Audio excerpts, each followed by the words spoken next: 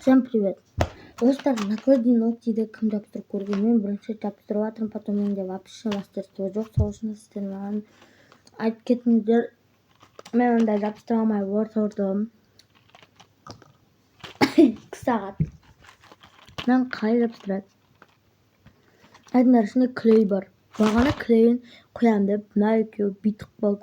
Содан соң мен оларды альчевый деген нәрсе бүйттім ғой. Тарттым екеуін, сразу жоқ қалып болды. Әдемі бол, түсіндің ба? Давайте басқаларын ашып көреміз. Подводка. Ой, жақынырақ отыр. Яғы балыстырақ отырып алдым. Достар, мен сіздерге жай сөйлеуім мүмкін. Потому что ата бар. И осыны мама жағып береді деп маған. Мама айтты, мама қыдырғанда подводка жағуға болады деді. Болады ма дейді. Иә, конечно, бірақ сабаққа болмайды деді. Болды. Мен қыдырғанда, или тойға барғанда, андай болады ғой, сондай кездерде. То, блин, қашан ертең болады, қашан? Давайте мынаны ашамыз. Бұл мен бұны білем. Мен жақсы көрмесін дейді.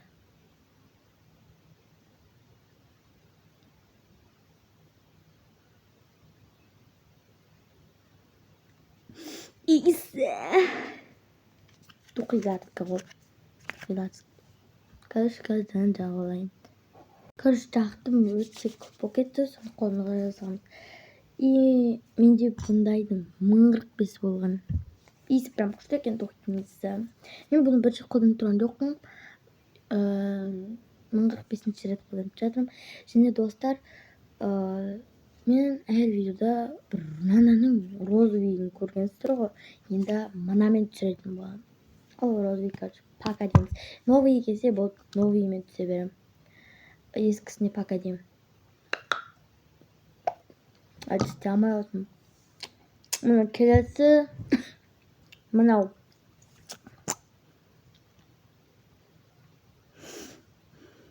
Ой, мынаның иісі енді өте күшті. Кәбек. Бір достар, осыныңызды аяқталды. Мынау да күшті.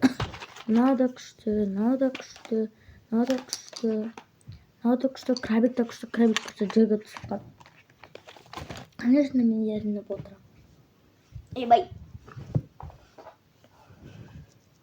Бұл да крабик та әдемі күшті екен. Ұстағанға кайф.